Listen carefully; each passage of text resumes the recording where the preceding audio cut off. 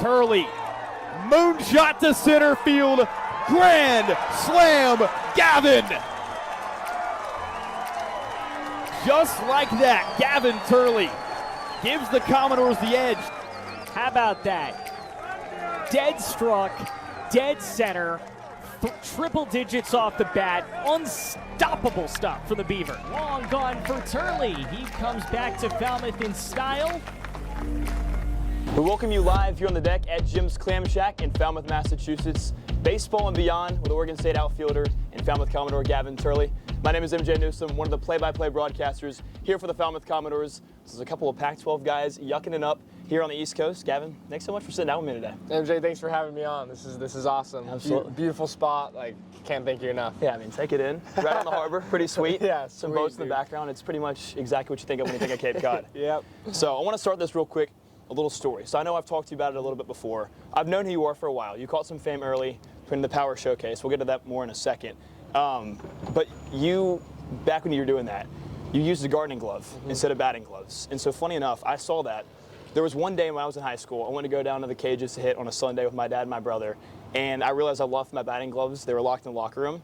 I was like, I don't have any batting gloves to use, but I was like, hey Dad, I've seen this guy Gavin Turley on Instagram. He uses gardening gloves. Went down to the hardware store, got some, and used them for that day. So you inspired me to do that. It's pretty cool. But talk to me sort of about why you chose to use gardening gloves as opposed to batting gloves back in the day. Yeah, I mean, I grew up in a really small town up in Utah. So the accessibility to sports products like good batting gloves wasn't really a thing. So there's obviously like gardening gloves and farm gloves all around. So kind of got in a broken pair from hitting in my backyard so much and kind of just rolled with it because I didn't want to change it and it felt really good in my hands. So that's about it though, just a small town type of thing. So why did you choose to go to batting gloves now today instead of using the gardening glove? Because I get them for free. Fair enough. That makes a lot of sense. That's about makes a lot it. of sense. So this is your second summer here with the Falmouth Commodores. You've played a couple seasons at Oregon State. So just talk to me so far. How's the summer been for you? The summer's been awesome. Playing out here in the Cape, like it's adjustments every day, truly every day, and getting better and trying new things. And hey, what's working? So the summer out here in the Cape, you're facing a good arm every single day as well.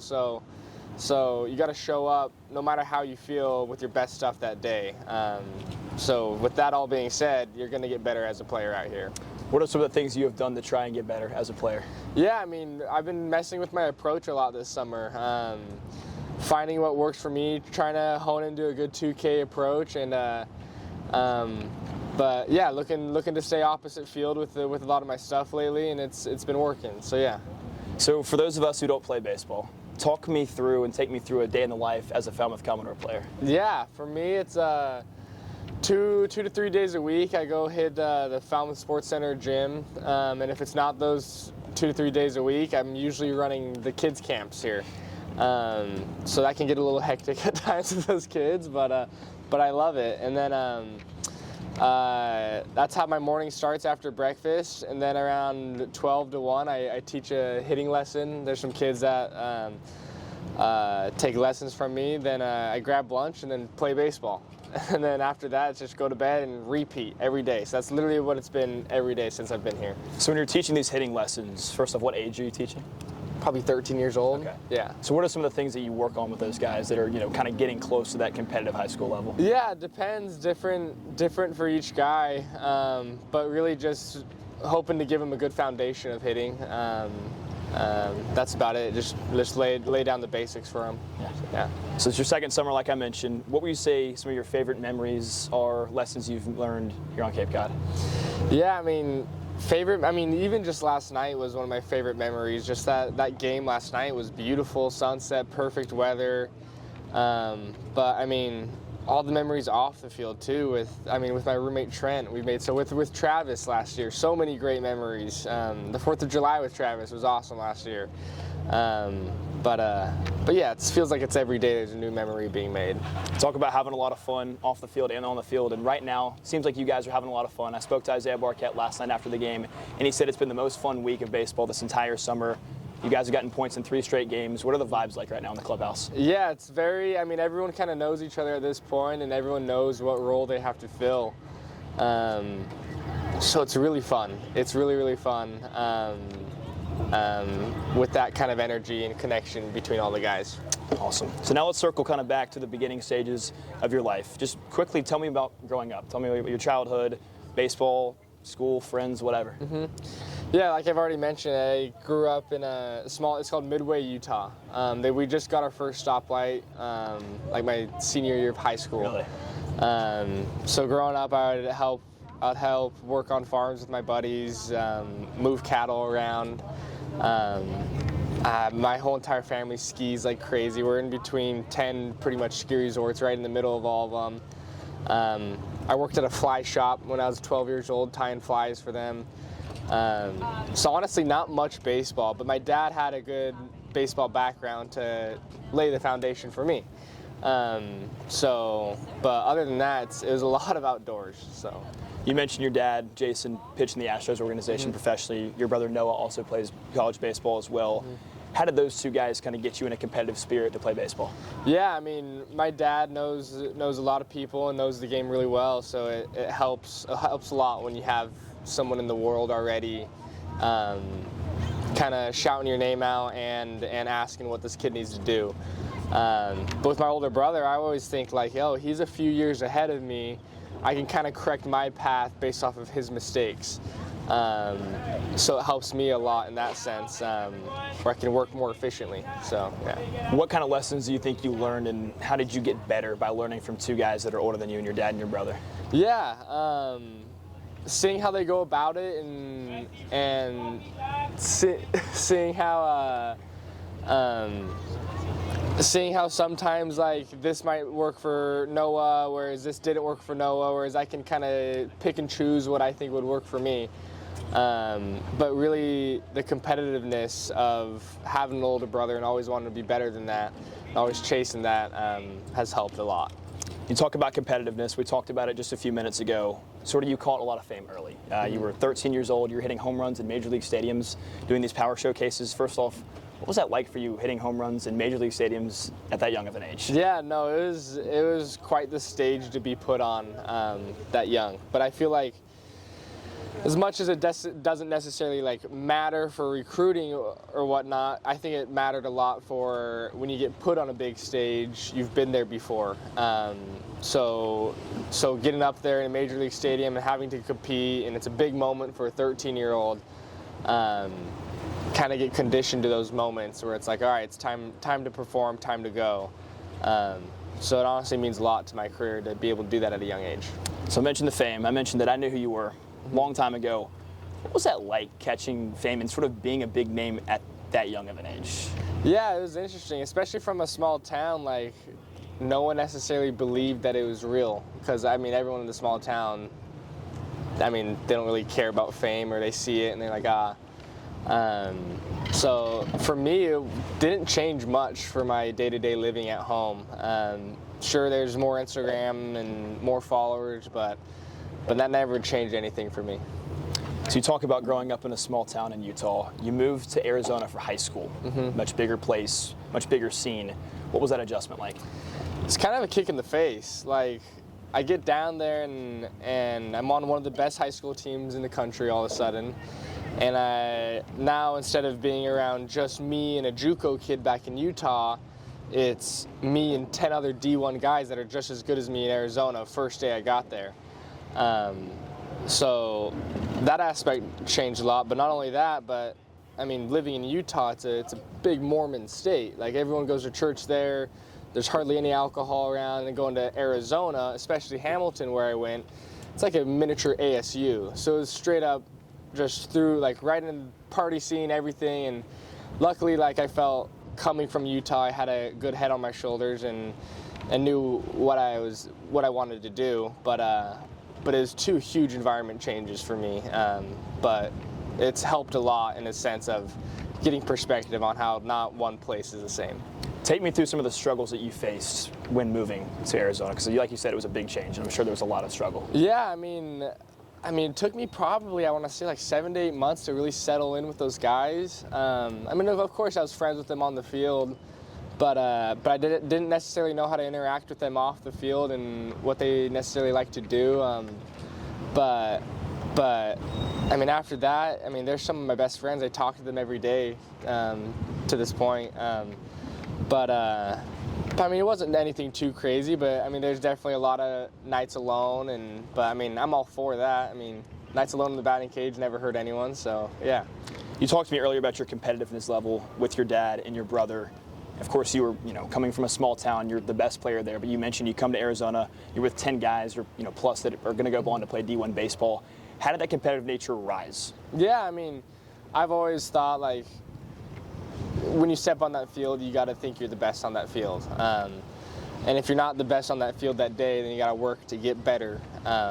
So seeing what kids were doing out in Arizona and why they were good and how they were good, I was kind of nitpicking my own information and putting it into my own work to get better than them and to improve on a day-to-day basis. So that's how I kind of handled that out there. So going to more the recruiting side, baseball recruiting, it seems like more than any sport happens a lot earlier. Mm-hmm. You committed to Oregon State as a freshman, and I'm sure you had a lot of exposure, like we talked about earlier, doing your power showcases at a young age. So what was your recruitment process like, and what made you decide to commit to Oregon State as a freshman? Yeah, I mean, it started really early. I mean, before I had my license, which I don't think is okay, But I mean, I knew kind of a basics of what I want to do. I want to stay on the West Coast. I wanted to win, and I wanted to go somewhere where I'm gonna get better with good people around me. I mean, pretty simple. And looking at it from that, it's like, all right, well, what programs kind of fit that role? And Oregon State was just a national champion. They just had Adley Rutschman picked. And I went out and visited, and it was a small town up in Corvallis, and it was a perfect fit. So I was just like, might as well. I mean, might as well not wait because it's going to be this spot. How did having your brother and your dad in your corner and watching them grow up and do the same thing help you through that recruiting process? Yeah, no, it was good because I had a lot of good information at my fingertips. They let me make it be my decision as well, whereas I feel like a lot of kids get persuaded by outside influence to make a decision that they don't necessarily want to make these days. But it was really organic, to say. You mentioned decisions. You had to make a big decision after your senior year. You were drafted by the Arizona Diamondbacks in the 19th round. Mm-hmm. Why did you choose to go to Oregon State over going to play pro ball? Yeah, I mean, out of high school, I thought I was for sure going pro ball. I really wanted to go pro ball. I was not a student out of high school. I think my GPA was like a 2.2 or 2.3. So I was kind of dead set on going to play pro ball. But as kids kind of went off the board for a lot more money than I was getting, I was just kind of like, oh, I guess these teams don't see something in me that I see in myself. I mean, it was kind of simple. It's like, of course I want to go play pro ball, but I'm not dumb either. Like, I know the value of college, and I know what I can get out of it. So when it was all said and done after the draft, I was like, oh, here we go. So here we come college, and next thing you know, like, now I'm getting my degree, and now I have a home to go back to with Oregon State, and some of the best people in the world up there at Oregon State have that network with, and I couldn't be more blessed. Like, as much as it sucked in the moment, it's been one of the best things that's ever happened to me. What was the recruiting pitch from the Oregon State fan base and coaches and players to get you to come there as opposed to going to the draft? Honestly, not much. It was just like, I think Oregon State, like, they keep it pretty dead honest of like, hey, you want to get good, you want to come play baseball, you want to be with a winning program, come here. Like, there's really not much smoke and mirrors and things going on. So it's like, if you're going to do that, go ahead and do that, but your loss. And so not much of like, hey, we're going to do this for you, pay this. It's just like, come. And that's why I love Oregon State, is because there is no, I guess you call it eyewash there. It's just get good, play the game. If you're not good, you're not playing. Like, it's very, very simple baseball out there. How long in your recruiting process did you know that Oregon State was the school? Because I'm sure you got recruited by many others as well. Yeah, probably within 2 months of kind of looking at schools I knew. Didn't commit in the recruiting process for probably 6 to 8 months. But like I said, it was kind of that moment where it's like, hey, I could wait until my senior year to commit, but I'm going to be committing to Oregon State my senior year. So then I just committed to Oregon State. So yeah. You mentioned Adley Rutschman earlier, one of, a former first-round pick. He's been a great catcher for the Orioles. Yep. There's so many high-profile players that came through Oregon State. You mentioned Travis Bazzana, Jacoby Ellsbury, Adley Rutschman, Nick Madrigal, Stephen Kwan. The list goes on and on and on. Yet you're the highest ever recruit in Oregon State history. What does that mean to you? No, when I saw that, I was actually kind of blown away. But yeah, it's part of history at Oregon State. I mean, watching Boz break all those records last year, it's like, whoa, this is part of history, and I hope I can be like that. Like me being the highest recruit to ever come into Oregon State. Like I love being part of that history there, and hopefully I can break a few records this year to become even more part of Oregon State's history. Talk about doing a lot of great things at Oregon State. You were first team All-Conference this year, third team All-American. Back in your freshman year, you hit a home run in your first collegiate at-bat. Just walk me through your journey in Corvallis so far. Yeah, it's been quite crazy, but like exactly what I needed it to be from a standpoint of development and having the right people in my corner. Going through that craziness of first college AB, having a really hot start my freshman year, to having a struggle my freshman year, and having the coaches always in my corner and like never giving up on me has been huge. But no, it's been a crazy start, and it's a crazy town, especially when you have a name in the baseball world to be a part of. You mentioned it being a crazy town. Utah, where you're from, your town was not huge. Corvallis is not necessarily the biggest city as well. How was that transition going, like you said, from Utah to Arizona, and then maybe back to a smaller place in Corvallis for you? Yeah, I mean, it's a smaller place, but it's a college town.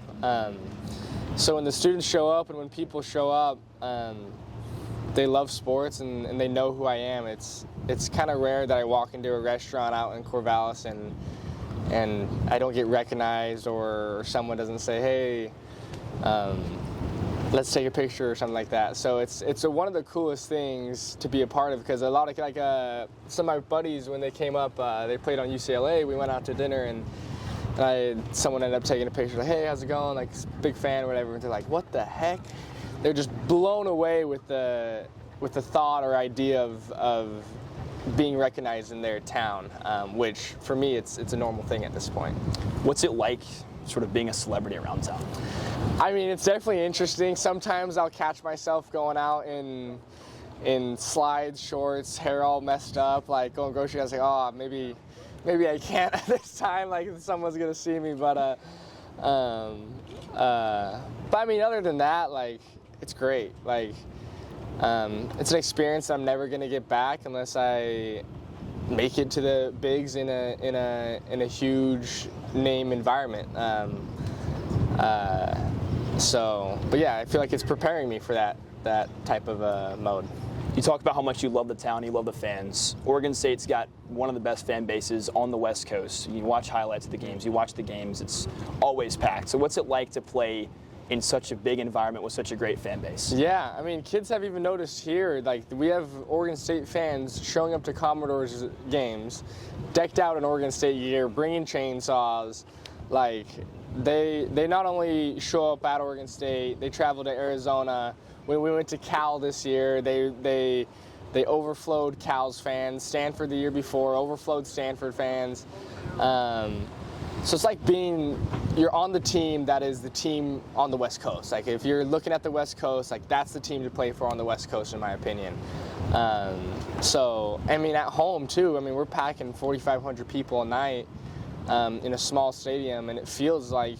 I mean, we went to Kentucky and LSU and played in these SEC games, and doesn't feel much different than Goss Stadium at Corvallis. So Oregon State's no longer in a full Pac-12. It's just you guys in Washington State. How will that change things for the Beavers moving forward this season, next season, and beyond? Yeah, I mean, we're kind of playing it by ear right now. We went independent this year, and we're getting an independent schedule, but teams want to play Oregon State. I mean, we're going to have a good RPI. We're going to play good baseball. So we already have our schedule set for next year, and we have no problem from what I've heard, getting teams on the schedule and making another run for Omaha. Just got to win. I want to circle back to Travis Bazzana. You mentioned him earlier, a guy that you played with at Oregon State, a guy you played with here at Falmouth. Last summer he was sitting here with Destiny Sanchez. This year it's you. So just talk to me about your relationship with Travis Bazzana, a guy that just went #1 overall, first Australian, first second baseman to ever be picked #1. Yeah, no, my relationship with Trav has been special to me. Like freshman year, I lived with him on the road the entire year when we went and played. And then last summer I lived with him over the summer as well. And then yeah, I got to play with him for a whole nother year.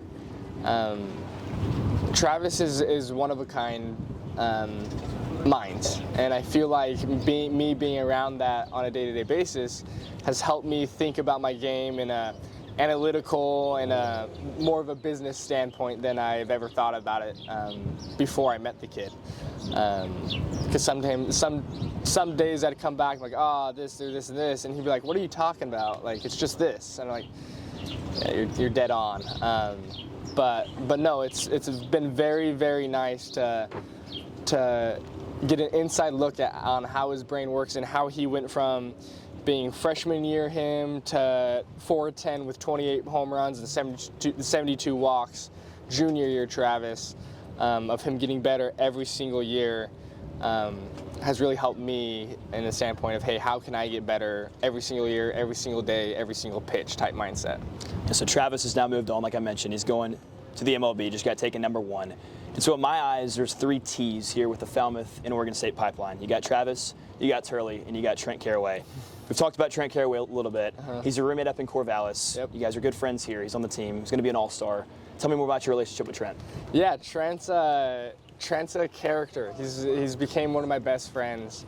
Very similar experience out of high school with him. Thought he was going pro ball, kind of dead set on pro ball, and didn't necessarily work out on how he wanted it to. And as soon as that happened, I had a room open up to in my house, and I was like, "You are here with me. Like we're gonna work. We're gonna get going." And it's been amazing. Like I've always said, like surround yourself with great people. Like I mean that saying of.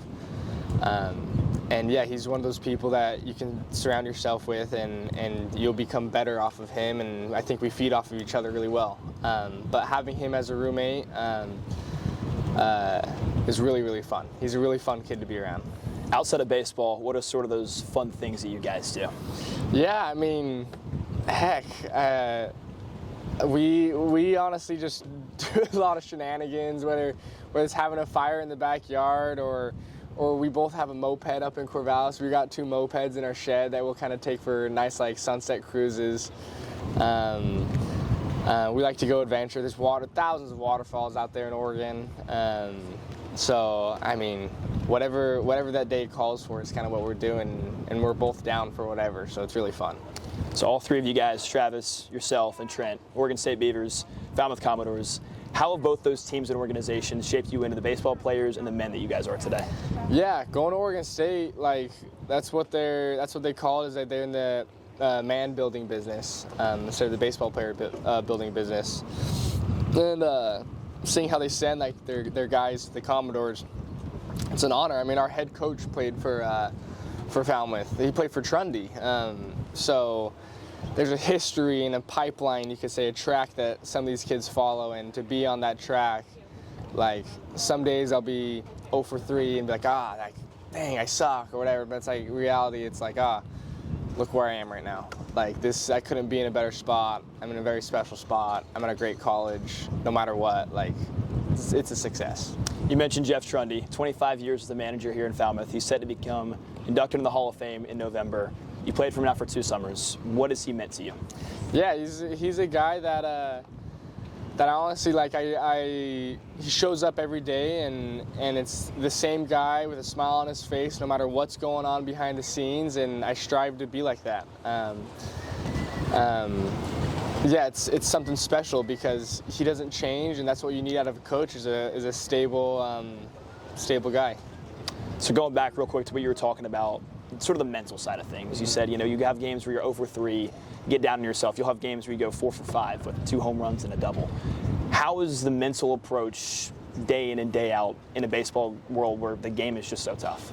Yeah, I think it's a tough question, but like I just read something the other day of like no matter how it unfolds, I will never lose a hold, like never losing a hold on reality and like what's actually going on. Like I just said, I'm at Oregon State. I'm in the Cape Cod. Like, look at where I'm at in life instead of where I'm at for the day 0 for 3.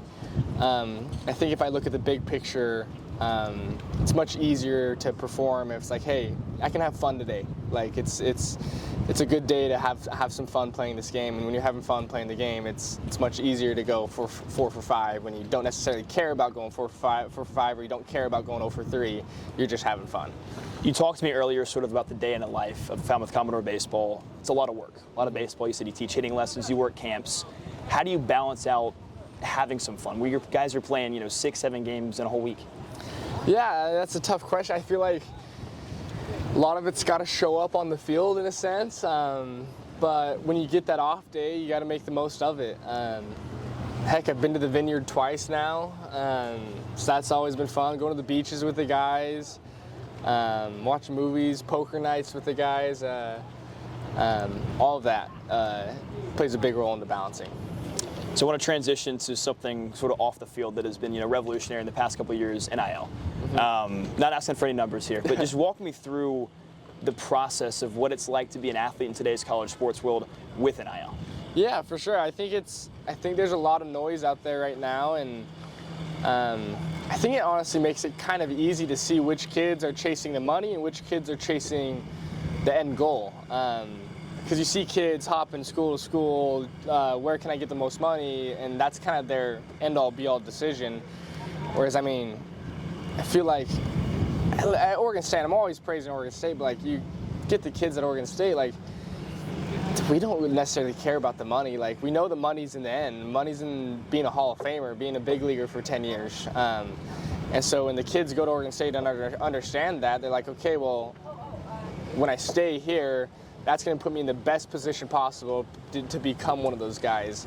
And so that's why you really don't see, I mean, some of these SEC schools are having 25 transfers out of their schools now, and they got to bring 25 more kids in. And it's like, where's the family in that? Where's the development in that? Whereas I think we had 5 or 6 transfers out, and they were all like known kind of transfers out. So yeah, the NIL world, it's a crazy place to be, but I feel like it's pretty easy to navigate if you know what you're doing. How does that culture at Oregon State benefit your program and going far to the Super Regionals like this year, going to Omaha in past years? You said, how does it benefit our program? Like, the culture there, it's hard to find a guy that's been there that's like, hey, if you're thinking about Oregon State, I don't know. You don't find those guys that say no. Like every single guy that you talk to that has been to Oregon State is like, yeah, if you're smart, if you have any type of thought process, you're gonna go to Oregon State. And those are all the guys that I found even in my recruiting process. Talked to a few ex-players, and it's the exact same thing. Like, hey, if you want to play real baseball and have a good time, you're gonna go to Oregon State.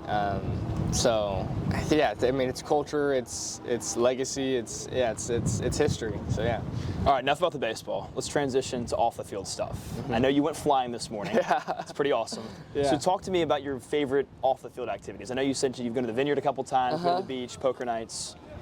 Yeah, that's a great question. I like to keep a good balance. Flying is awesome.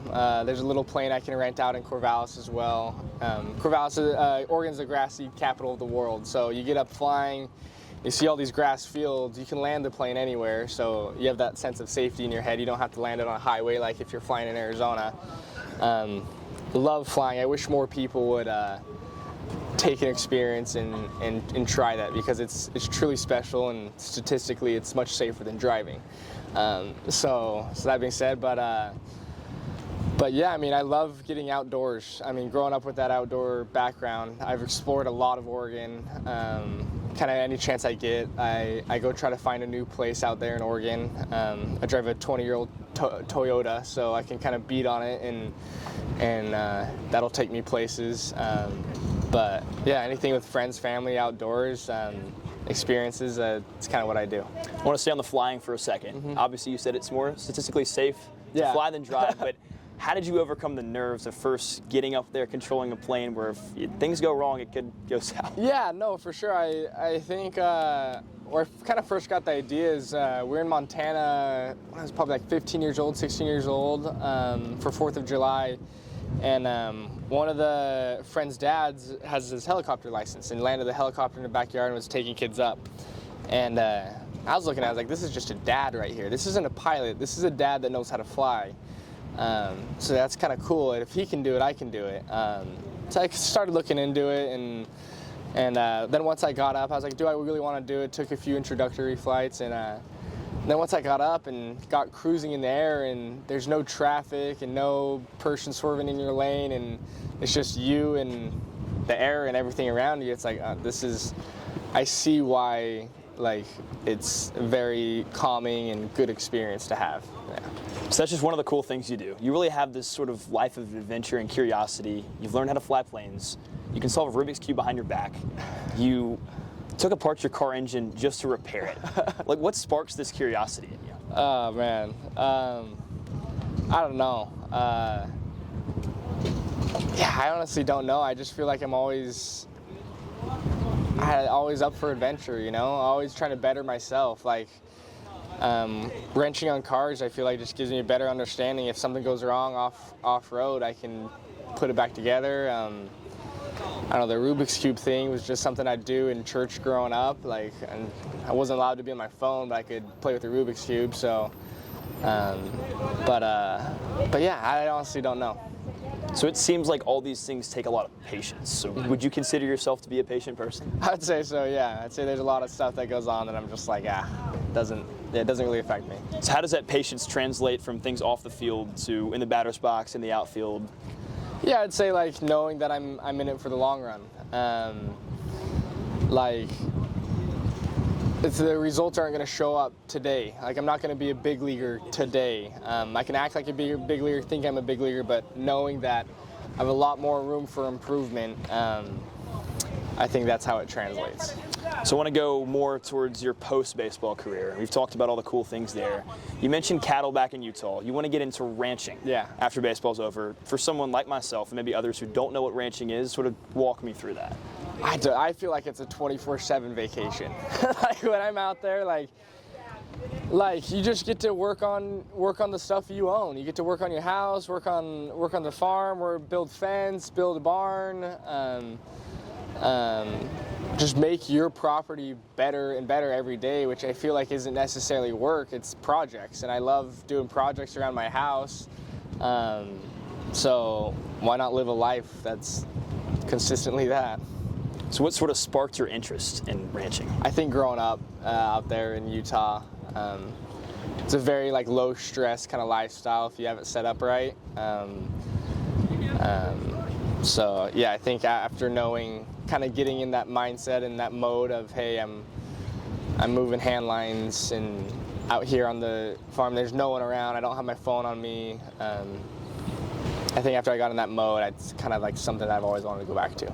So you've mentioned different places out on the West Coast, and I assume that's where ranching happens. You mentioned Montana, Utah, Arizona. What's your ideal landing spot for that? That's a great question. I'd say Montana or Wyoming. A few parts of Idaho are beautiful. Maybe Utah, but probably Montana, hopefully. So going kind of back into this last question, you've talked about all these things off the field that have helped you on the field. What's the biggest thing off the baseball field that has helped you become a better player? Yeah, I'd say becoming a student of the game. I think there's a lot of information out there that kids don't even try to look for. MLB Network has thousands and thousands of videos posted of having conversations with Hall of Famers and what they did and what their hitting approach was at the plate. So I think me just starting to pick up on kind of what these guys before me have done and what's worked for them has helped me a lot. So yeah, but just becoming a student of the game and what works and what doesn't work and what really good guys have done, I think has helped a lot. So you're heading into possibly your last season at Oregon State. Obviously, you got a couple years eligibility left, but you're draft eligible after your junior year. What are some of the things you're hoping to get out of your potential final season in Corvallis? Yeah, I mean, one goal, I mean, why I came to Oregon State is to win. I hope we can go win a national championship, go to Omaha. Other than that, further develop relationships with the coaches and the donors and the family that is there, because it's a real huge, big family that runs very, very deep in Corvallis. So win and get to know more people and get to know the people I know better. It's possibly, like I said, your final season. What's the impact you hope to have as the face of this program this year that'll last this year, the next couple of years and years to come? Yeah, I mean, the impact I want to have is be a leader, go in there and kind of do what Travis did for me and what Wade Meckler did for Travis and what guys kind of before hand off the torch is what they say. And so hopefully I can do a good job on handing off that torch so more kids can come out of Oregon State and continue to be an elite program and be elite at developing. So I hope to be a part of that, of passing that on. You're almost back to get into professional baseball, and you've done so much yourself to put yourself in this position to achieve a dream. I mentioned third-team All-American, first-team All-Pac-12. You've torn it up in Cape Cod. How does you conceptualize what you're doing and that you're about to possibly be, a professional baseball player? Yeah, no, it is crazy. Like I said, keeping a hold on reality in life, like I've always thought to myself, like my goals and dreams and what I strive to do career-wise is huge and large, but also like if I snap my leg tomorrow, I'm gonna be able to look back on my career and be like, that was fun. That was a success, huge success. So knowing that I've already succeeded in this space more than 99% of kids is very, very special to me. When it's all said and done, whether that's tomorrow, whether that's in 25 years, what do you want Gavin Turley's legacy to be? It's a great question, but I don't know, someone that's always striving for more, someone that's always looking out for the guy next to me. Someone that's always picking the guy up. Someone that always knows that it's not that serious. Like don't get down on yourself. Like it's a game we play. Someone that keeps it in perspective a lot. Like, I mean, when Trent comes in the dugout after a strikeout or something bad, I kind of push him around. Like, dude, come on, stop being a wimp. Like, it's not like, come on, let's go. So yeah, I hope I can always be known as the guy that, like, hey, kept the game easy flowing. So yeah. You've got a couple weeks left here in Cape Cod. What are you hoping to get out of your final handful of games and on the field, off the field? Yeah, same thing that's been going on is getting better every day. I'm taking notes every day out here right now. So continuing to get as good as possible for this upcoming season and try to win out here with Falmouth. Because if you're not winning, why play? So. I want to thank Jim and Jim's Clam Shack for allowing us to use this space today. Thank you, Gavin, for hanging out with me today. It was a lot of fun. I appreciate you telling me more about your life on the field, off the field, and best of luck to you in the future. MJ, thank you. Awesome. Thank you, you, man. Appreciate it. Of course.